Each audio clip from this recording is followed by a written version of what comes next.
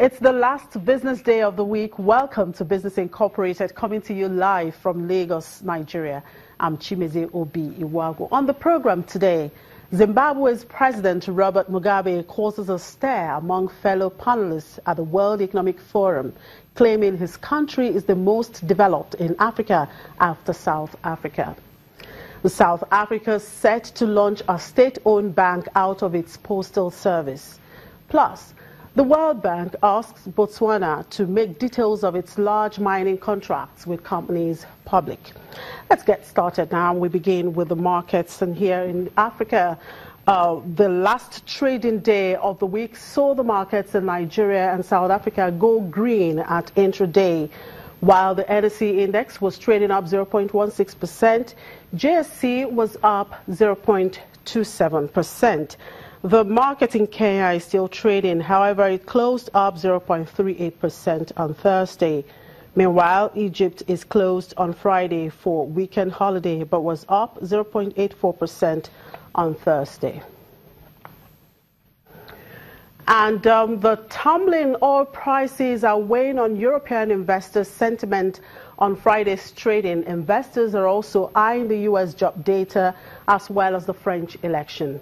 Let's bring in Janelle Dumalong, my colleague in Frankfurt, for more on the markets. Good afternoon, Janelle. Thank you very much for joining us. So how far has the tumbling oil prices driven the European markets this Friday? Well, as it turned out, yesterday's optimism on the DAX and on other European markets proved no match for the tumbling price of oil. After last checked, after yesterday's record highs, we're now looking at the DAX down by about 1/5 of a percentage point. So basically, investors are worried that a global oversupply will continue as U.S. production continues to run really high. So U.S. shale production saw an uptick. At the same time, we also saw a flagging demand for gasoline in the U.S. So we're looking at an additional 100 million barrels past the normal 5-year average that you would have at this time of the year. So this uptick in U.S. production is, of course, impacting the efforts of OPEC and other oil-producing countries like Russia in their efforts to reduce output by 1.8 million barrels a day, 1.8 million barrels a day at the first 6 months of the year. So historically, OPEC has been notorious for poor compliance with such output reduction agreements. Now, this isn't the case this time around. They really are sticking to the cuts. But of course, however many times they cut, if the U.S. continues to ramp up production, those efforts will be canceled out. Well, looking behind you there, we can see the DAX tilting upwards there. Just wondering what's pushing the DAX up at this time. However, the European Central Bank President Mario Draghi on Thursday launched a defense of European integration, saying the EU is being wrongly held responsible for decisions that belong to individual countries.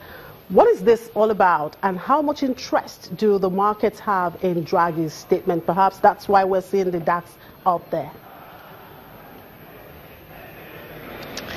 Well, there has, of course, been an observable rise in populism all over the world, but especially here in Europe. We can't forget that currently the Brexit is being negotiated, and on Sunday we're having one of the most decisive elections, perhaps in European history even, and we are going to see two anti-establishment candidates come head-to-head, with one of them being a nationalist Eurosceptic. So basically what Draghi was doing there was highlighting the threats to the European project, essentially, ahead of this most decisive election. And in terms of how interested the markets are, well, we can probably say that Draghi is preaching to the choir here. The markets are so interconnected. There's nothing to do anymore to realistically scale that back. And businesses here in Europe have arguably benefited so much from the single market, from the common currency, from the Eurozone's low interest rates, and the free movement of goods and people. So you will find a lot of businesses nodding their heads in assent along with Draghi's comments, definitely.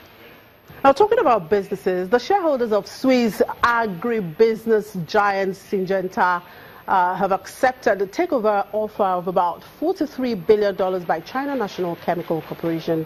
Are investors at the DAX watching this deal closure?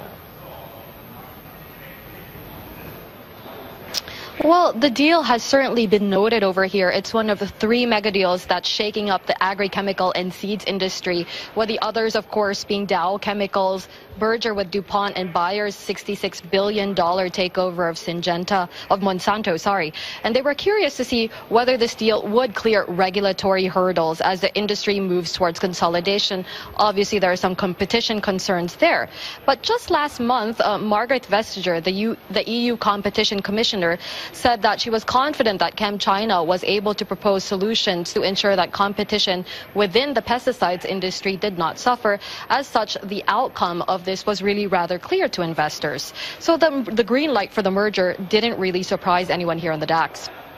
Right, thank you very much for your time, General. It's been a wonderful week with you out here. Enjoy the rest of the day and, of course, the weekend. Janelle Dumalong, DWTV, Channels TV, business correspondent there.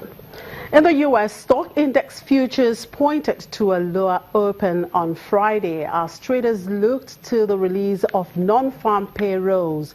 Economists expect the U.S. economy to add about 185,000 jobs last month versus 198,000 in March. The unemployment rate and average hourly wages should be out by now, while consumer credit is set to come out at 3 p.m. Eastern Time. In the meantime, the big story over in the U.S. has been the passage of a new health care bill, which is President Trump's first major victory since taking office in January